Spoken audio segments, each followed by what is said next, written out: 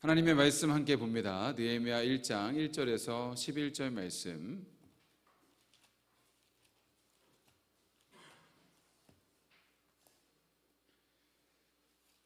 느헤미야 1장 1절에서 11절 말씀. 한 절씩 교독합니다. 하가랴의 아들 느헤미야의 말이라. 아닥사스다 왕 제20년 기슬로홀에 내가 수상궁에 있는데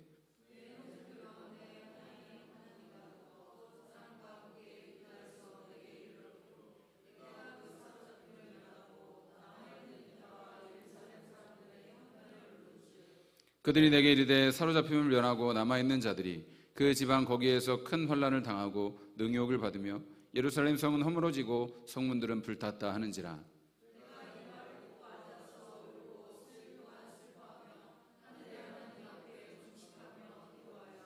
이르되 하늘의 하나님 여호와 크고 두려우신 하나님이여 주를 사랑하고 주의 계명을 지키는 자에게 언약을 지키시며 긍휼을 베푸시는 주여 간구하나이다.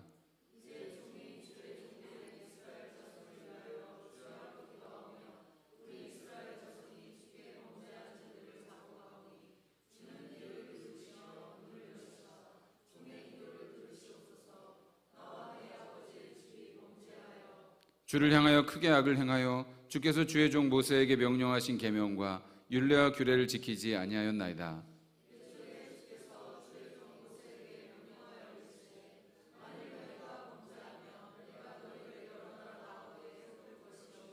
만일 내게로 돌아와 내 계명을 지켜 행하면 너희 쫓긴 자가 하늘 끝에 있을지라도 내가 거기서부터 그들을 모아 내 이름을 두려고 택한 곳에 돌아오게 하리라 하신 말씀을 이제 청하건대 기억하옵소서.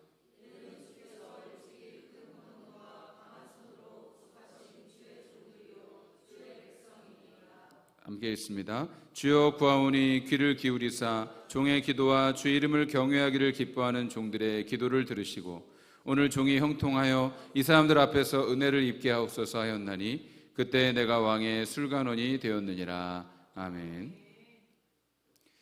오늘 봉독한 말씀 가지고 비전의 사람의 기도라는 제목의 말씀 선포할 때에 주님의 크신 은혜가 충만하시기를 간절히 바랍니다. 어제는 현충일이었습니다. 나라를 위해 생명을 바치신 분들을 기념하는 날이죠. 나라가 힘들 때, 어려움에 빠져 있을 때 나라를 위해 자기 목숨까지도 아낌없이 바친 분들로 인해서 우리가 이런 자유와 평화를 누리며 살 수 있는 것입니다. 혹시 여러분 중에 나라가 나한테 해준 게 뭐 있냐라고 말씀하실 분들도 있을지 모르지만 당장 우리가 북한에 가서 하루만 살아본다면 어떻겠습니까? 우리가 지금 대한민국에 사는 것이 얼마나 큰 복인지를 곧바로 알게 될 것입니다. 우리가 지금 대한민국 국민이라는 것이 전 세계 어떤 이들에게는 부러움을 살 일이고 엄청난 기회와 축복이기도 한 것입니다. 그래서 저는 한편으로는 이런 생각도 해봤습니다. 그렇게 나라를 지킨 분들만 영웅이 아니라 각자의 자리에서 가족을 위해 애쓰시는 분들, 또 교회와 공동체를 살리기 위해서 헌신하는 분들도 나라의 영웅들이다. 그분들 때문에 이 가정이 지켜지고 교회가 세워지고 이 나라가 유지되는 것이 아니겠습니까? 우리들 중 대부분은 특별한 일상이 아니라 매일 반복되는 평범한 일상을 살아갑니다. 매일 아침 일찍 일어나서 출근하고 아이들 학교 보내고 퇴근하면 피곤해서 지쳐서 그냥 쓰러지는 분들, 아니면 이제 어떻게 먹고 살아야 하는 걱정에 잠 못 이루시는 분들도 있을 것입니다. 그럴 때는 우리가 무언가 큰 꿈을 품거나 나라를 위해 하나님 나라를 위한 비전을 이루어간다는 것이 솔직히 사치처럼 느껴질 때가 있지 않습니까? 그냥 오늘 하루 버티는 것도 힘들게 느껴지는 날들이 있지 않습니까? 그런데 오늘 우리가 만날 느헤미야도 그런 사람이었습니다. 그는 특별한 선지자도 제사장도 아니었습니다. 그저 직업이 있는 평범한 사람이었습니다. 그런데 하나님은 그 평범한 사람을 통해서 무너진 예루살렘 성벽을 다시 세우셨습니다. 하나님은 오늘 이 시대에도 대단한 사람을 찾으시는 것이 아니라 평범한 한 사람을 찾으셔서 그를 통해 무너진 가정과 교회와 이 나라를 다시 세우시는 역사를 이루어 가시는 것입니다. 그러면 하나님은 어떻게 그 역사를 이루어 가십니까? 그 일은 어떤 사람을 통해서 이루어지는 것입니까? 오늘 말씀을 통해 함께 은혜 나누기를 바랍니다. 1절 말씀을 다시 한번 같이 보겠습니다. 하가랴의 아들 느헤미야의 말이라. 아닥사스다 왕 제20년 기슬월에 내가 수상궁에 있는데 라고 말씀합니다. 자, 보통은 에스라 느헤미야가 한 권의 책으로 여겨집니다. 이 책을 기록한 사람은 느헤미야 자신이라고 기록이 되어 있는데요, 그 느헤미야 이름의 뜻은 여호와가 위로하신다라는 뜻입니다. 이 느헤미야는 자신의 이름처럼 하나님께서 거룩한 성 예루살렘과 그 백성들에게 보내신 위로자의 사명을 감당했습니다. 이 느헤미야는 당시 최강대국 페르시아의 왕궁에서 왕의 술 맡은 관원장이었습니다. 보통 왕이 가장 신뢰하는 사람이 왕의 음식을 책임지기 때문에 이 느헤미야는 오늘날 대통령 비서실장과 같은 고위 관리였습니다. 이스라엘 백성은 BC 587년에 나라가 멸망해서 바벨론의 포로로 끌려갔습니다. 거기서 70년 동안 포로 생활을 하죠. 자, 그리고 BC 538년에 페르시아 왕인 고레스의 칙령에 의해서 1차 포로 귀환을 하게 됩니다. 그래서 그 스룹바벨을 중심으로 무너진 성전을 다시 재건하게 되죠. 그 이야기가 에스라의 기록이 되어 있습니다. 그리고 지금 느헤미야가 활동하던 시기는 그로부터 100년이 더 지난 시간이 지난 뒤였습니다. BC 445년으로 여겨지는데요, 여러분 당시 유대인들은 전부 이스라엘로 귀환한 것이 아니고 그들 중 일부는 그 땅에 남아서 살았습니다.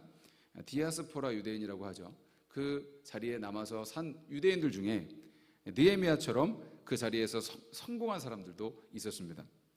그는 요즘 말로 하면 이민 3세인 것입니다. 여러분 사실 이민 3세 정도 되면 거의 그 나라 말을 잃어버리고 그 나라 사람으로 동화가 됩니다. 사실 이 느헤미야에게는 유대인이라는 혈통적인 뿌리만 남아있을 뿐이지 조국과는 너무도 멀리 떨어져 있는 사람이었습니다. 그런데도 느헤미야는 여전히 하나님 백성으로서의 정체성을 지키며 살고 있었습니다.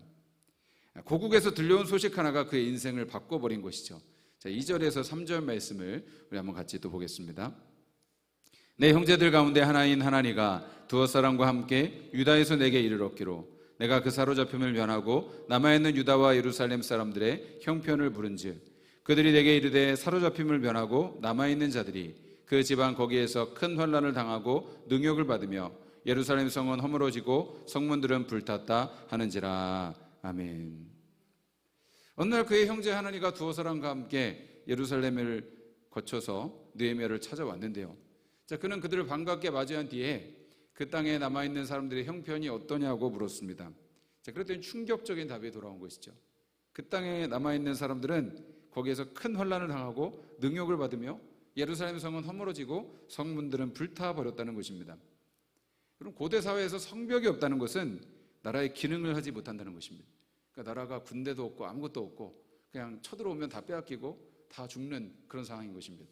농사를 지으면 다 뺏어가고 가축을 키우면 다 잡아가고 그리고 자식들도 붙잡혀가서 포로가 되는 그런 일들이 일어난다는 사실입니다.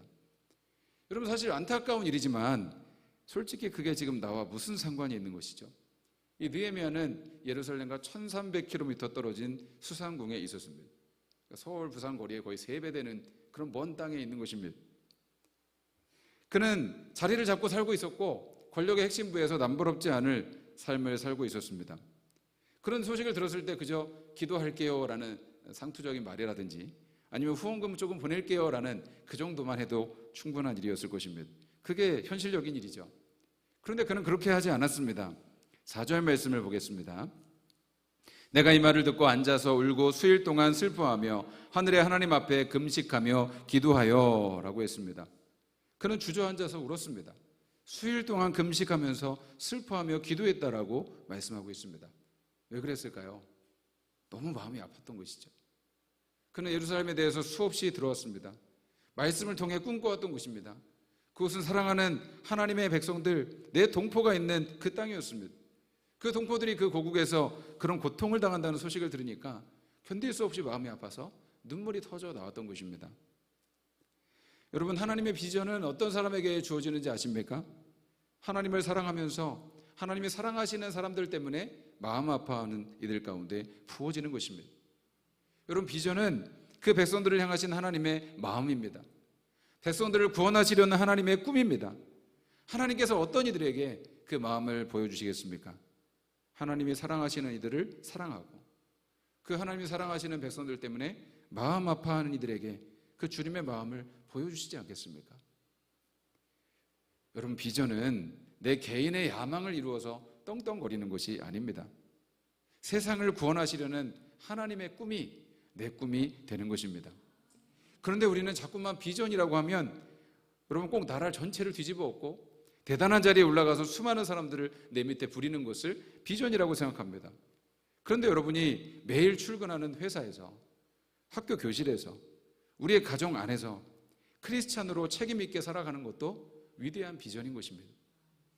그저 하루하루 힘들게 버티며 살아가면서도 내 옆에 있는 사람들이 자꾸만 눈에 보이고 그 사람의 아픔이 내 아픔으로 느껴지고 나를 향한 주님의 그 마음을 조금씩 깨달아가면서 내게 맡겨진 작은 일들을 묵묵히 감당해 나가는 것이, 여러분 그것이 하나님의 진짜 비전인 것입니다.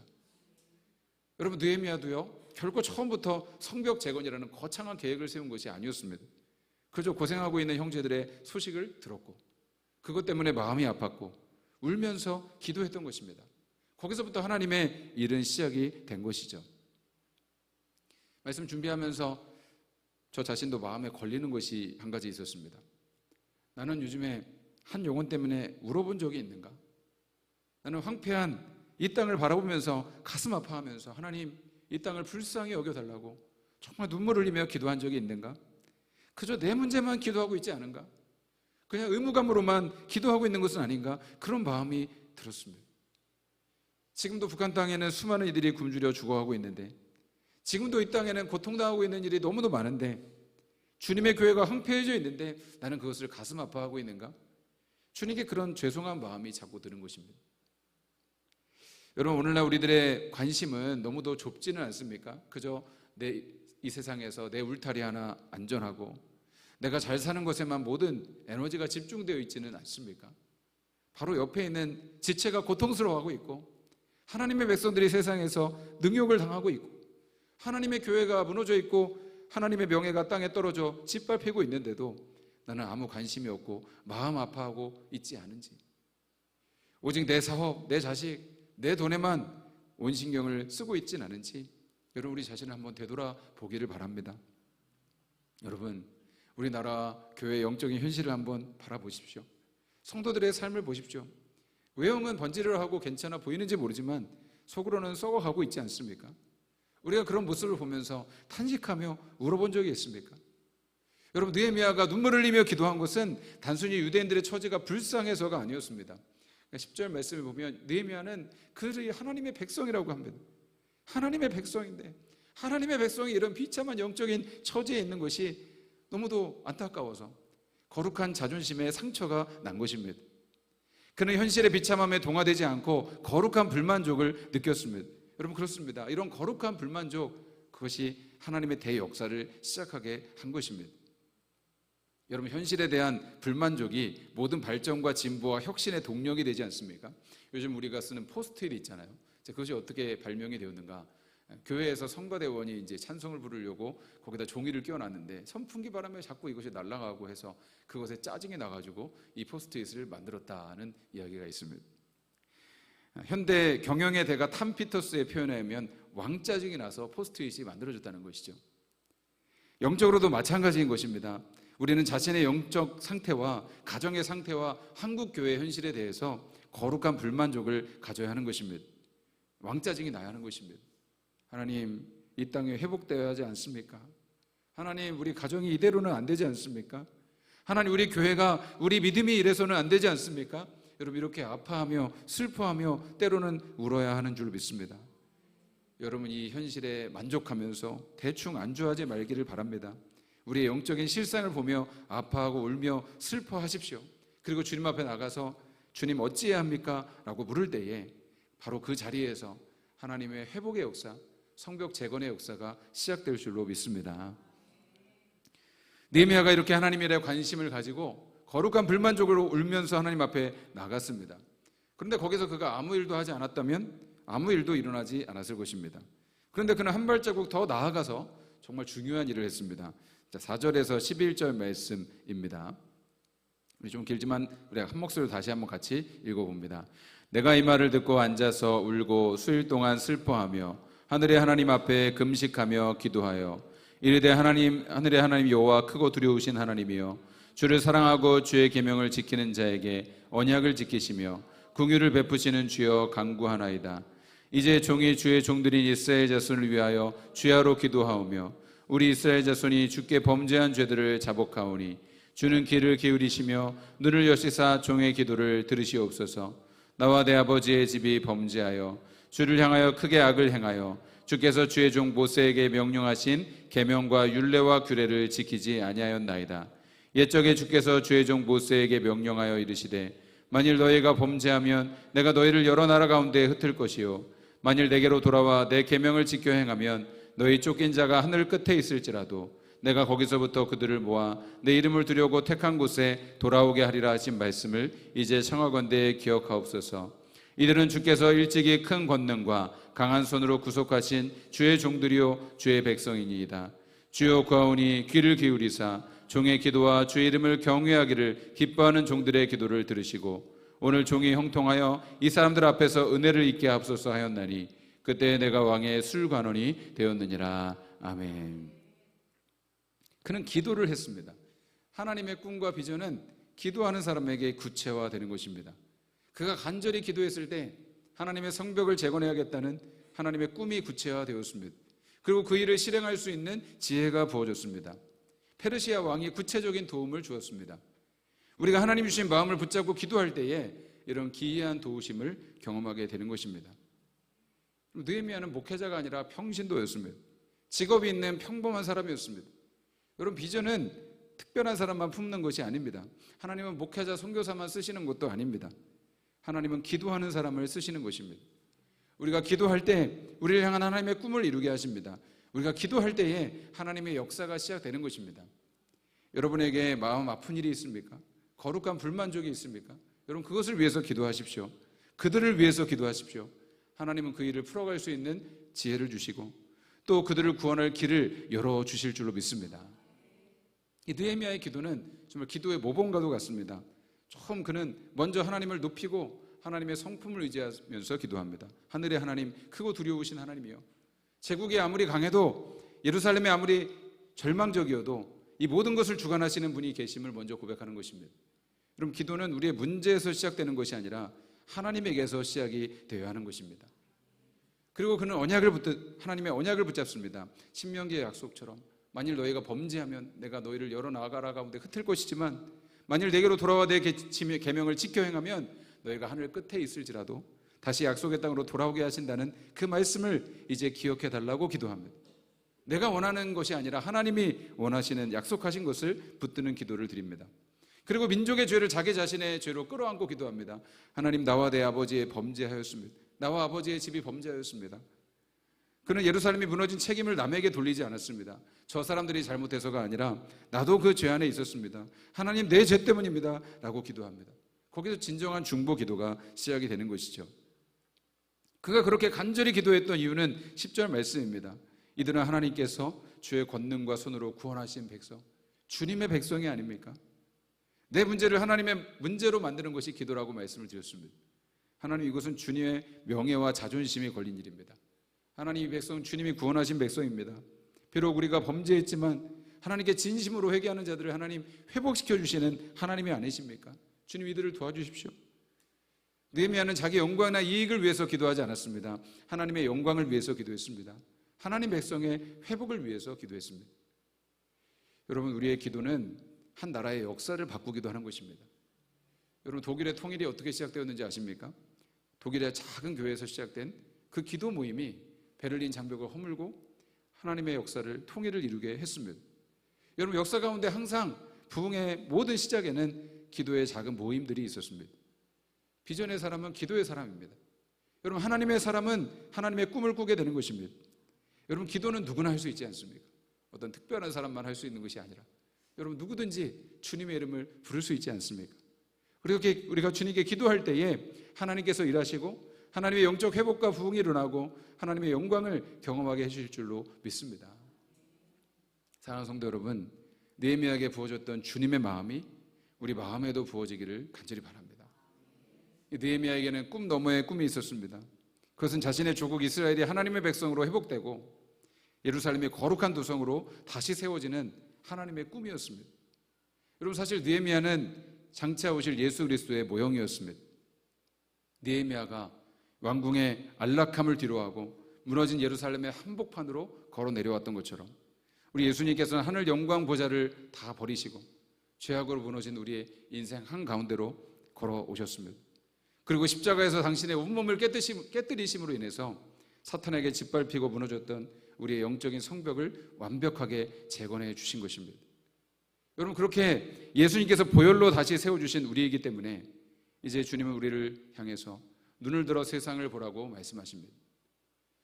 여러분, 하나님께서 우리를 이 대한민국에, 그리고 이 경기도 이천에, 그리고 우리 가자교회에, 그리고 여러분의 가정과 일터에 살아가게 하신 분명한 이유가 있습니다.